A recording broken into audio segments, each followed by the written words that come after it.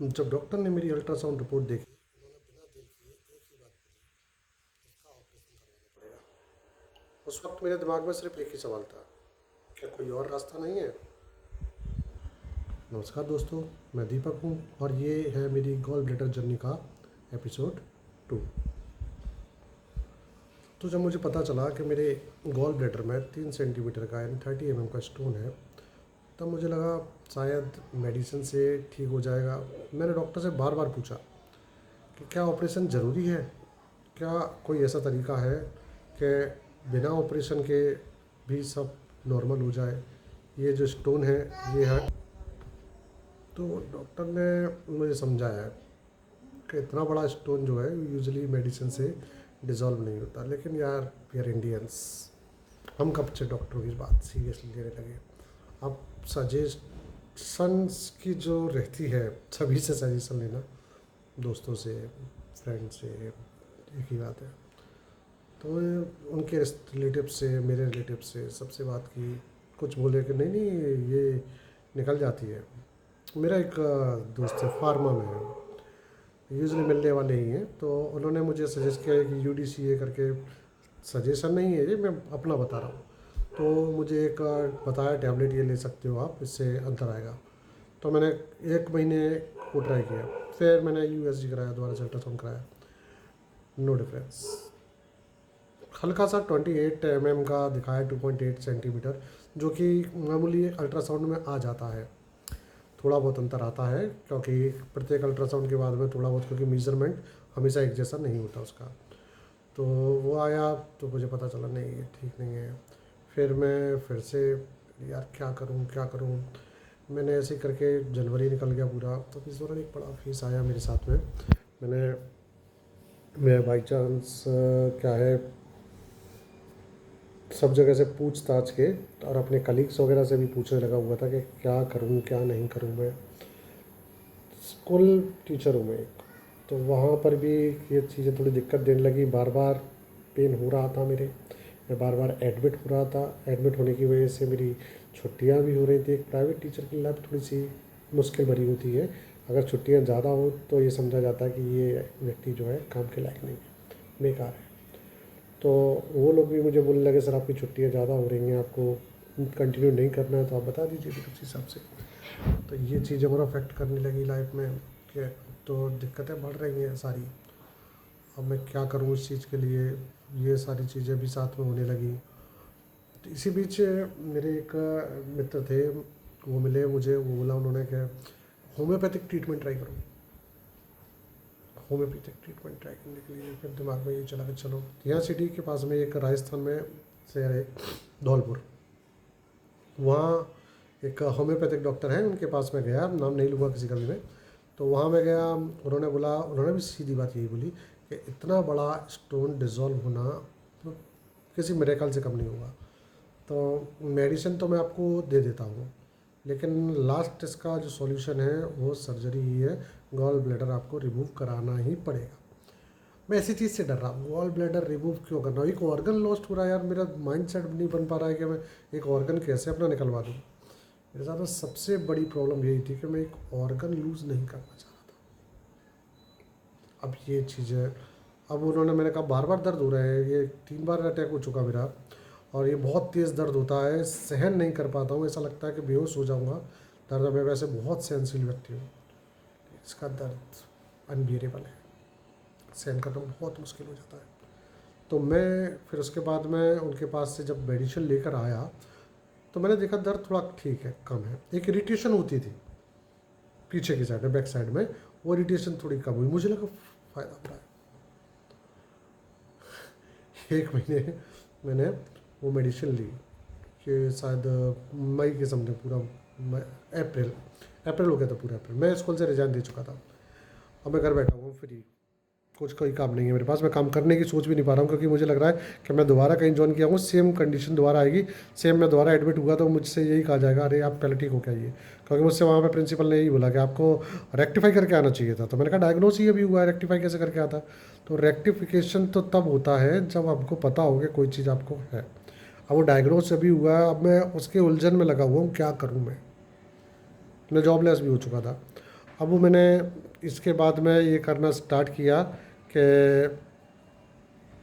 ये homeopathic treatment इसको लेता रहा मैं। ये होम्योपैथिक ट्रीटमेंट मैंने फिर 1 महीने लिया, डॉक्टर के पास गया, डॉक्टर ने बोला क्या रिपोर्ट आई है, तो यूएसजी करा के गया था, उस यूएसजी में आया कॉन्ट्रैक्टेड गॉल ब्लैडर, और मेजरमेंट कोई स्टोन का आया नहीं। मुझसे यूएसजी जो डॉक्टर करते हैं उन्होंने कहा कि सर आप कोई देसी दवाइयाँ या कुछ ऐसा ले रहे हैं कि जिसकी वजह से अल्ट्रासाउंड कॉन्ट्रैक्टेड आया है। मैंने कहा कि हाँ होम्योपैथिक दवाइयाँ ले रहा हूँ, तो उन्होंने कहा उसी की वजह से गॉल ब्लैडर कॉन्ट्रैक्टेड आया है, इसका आपको अपने डॉक्टर से बात करनी होगी। तो मैं डॉक्टर के पास में गया, उन्होंने बोला कि ये कॉन्ट्रैक्टेड आया है, इसको अनडिफाइंड है, कुछ कह नहीं सकते हैं, आपको दोबारा कराना होगा। मैंने बोला यार अब मैं जॉबलेस भी हूँ, तो अल्ट्रासाउंड भी थोड़ा कॉस्टली होता है, बार बार एक ही जगह रिपीट कराना उस रिपोर्ट को। मैं डॉक्टर साहब एक काम कीजिए, आप 1 महीने की दवाई और दे दीजिए, नेक्स्ट मंथ कराऊंगा मैं। तो मैंने नेक्स्ट मंथ 1 महीने की दवाई फिर से ली, मई पूरा मैंने दवाई कराई, दवाइयाँ ली है उनकी। इसके बाद में दवाइयाँ कराने के बाद बंद हो गया। जून से स्कूल स्टार्ट हो जाते हैं।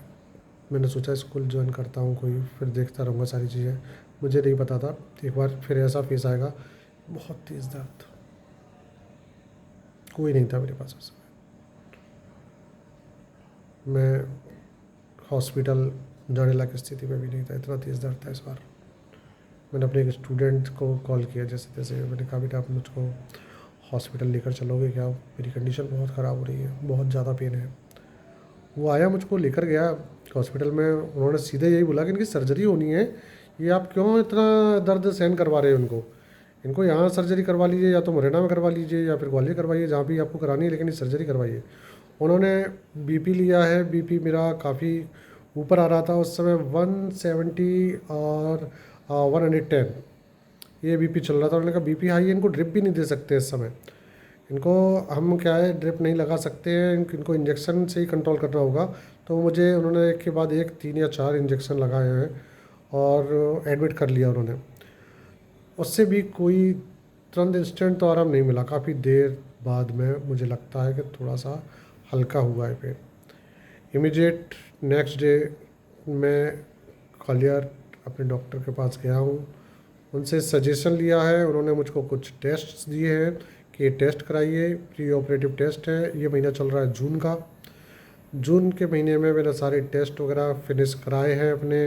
मेरा कार्डियक फिटनेस कराया गया, तो ग्वालियर में एक बड़े डॉक्टर हैं, कार्डियो है, उनके पास गया। वो अलग से उन्होंने मेडिसिन चलाई ब्लड प्रेशर की, वो ब्लड प्रेशर की दवाइयाँ भी चलने लगी। ब्लड प्रेशर की दवाइयाँ होने के बाद में अब मैं अपने डर से थोड़ा धीरे धीरे निकल रहा था, क्योंकि ये दर्द अब डर पे हावी हो रहा था, ये दर्द अब असहनीय हो चुका था। मेरा डर जो है वो कहीं ना कहीं दब चुका था, अब मुझे डर नहीं लग रहा था।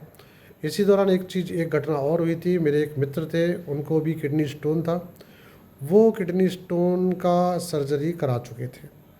उन्होंने बताया कि कोई ज़्यादा प्रॉब्लम नहीं आती है सर्जरी कराते समय, आपको जाना चाहिए, कराना चाहिए, आपको आप फ्री हो लीजिए इस दर्द से, क्योंकि दर्द के साथ में जीवन काटना बहुत मुश्किल हो जाएगा। मैंने सारी चीज़ें कराई हैं, सारे टेस्ट कराए हैं, वो बीपी की दवाइयाँ ली हैं कुछ दिनों के लिए। तो इस दौरान करते करते आ गया जुलाई का महीना। सर्जरी की डेट डिसाइड हुई 4 जुलाई, 4 जुलाई को सर्जरी होनी थी। अब सर्जरी के लिए भी मेरे दिमाग में बहुत सारे सवाल चल रहे थे कि कितनी देर ऑपरेशन होगा, दर्द कितना होगा, रिकवरी कितने दिन की होगी, क्या मैं स्कूल ज्वाइन कर पाऊँगा या नहीं, क्या नॉर्मल लाइफ वापस आ पाएगी या नहीं। अब ये सारी चीज़ें कैसे क्या मैनेज होंगी, क्या करूँगा मैं, फैमिली कैसे मेरी सारी चीज़ें देखेगी। मैं घर आया, मैंने घर वालों से बात की है क्या करूँ, बहुत सोचा मैंने कि ये सारी चीज़ें टेस्ट वगैरह सब कुछ करा चुका हूँ, सर्जरी करानी है, लेकिन अब मैं क्या करूँ। डॉक्टर से मेरी बात होनी है, मैं नेक्स्ट दिन के लिए सर रिपोर्ट्स लेकर जाने के लिए वेट कर रहा हूँ। मैंने घर पे बात की, घर वालों ने भी बोला कि आपको सर्जरी करानी चाहिए, सर्जरी करा के दर्द में हम भी आपको नहीं देख पा रहे हैं। फिर मैंने डिसाइड कराया कि अगर फ्यूचर में कोई इमरजेंसी हो गई, और कुछ लोगों ने मुझे ये भी बताया कि इसे कैंसर होने का रिस्क भी है, तो फ्यूचर का रिस्क देखते हुए मैंने कहा कि अब सर्जरी करा लेनी चाहिए। तो ये सारी चीज़ें हुई मेरे साथ में। आज ये वीडियो काफ़ी लंबा हो गया है, इस एपिसोड को यहीं ख़त्म करते हैं। अगले एपिसोड में आपको बताऊंगा हॉस्पिटल में एडमिशन से लेकर ऑपरेशन थिएटर में क्या क्या हुआ, ऑपरेशन से पहले डॉक्टर ने मुझको क्या क्या चीज़ें बताई, मेरे सारी समस्याओं का क्या सॉल्यूशन था, जो मेरे डर थे उनका क्या समाधान था, ये सारी चीज़ें मैं आपको नेक्स्ट एपिसोड में बताऊंगा। और आप भी मेरी जर्नी फॉलो करना चाहते हैं तो चैनल को प्लीज़ सब्सक्राइब ज़रूर करिए, इससे मेरी थोड़ी हेल्प होगी। इसको लाइक कीजिए, फ्रेंड्स रिलेटिव्स इनके साथ शेयर ज़रूर कीजिए, इन सब चीज़ों से मेरी थोड़ी हेल्प हो जाएगी। नमस्कार दोस्तों, मेरा नाम दीपक है। जय हिंद।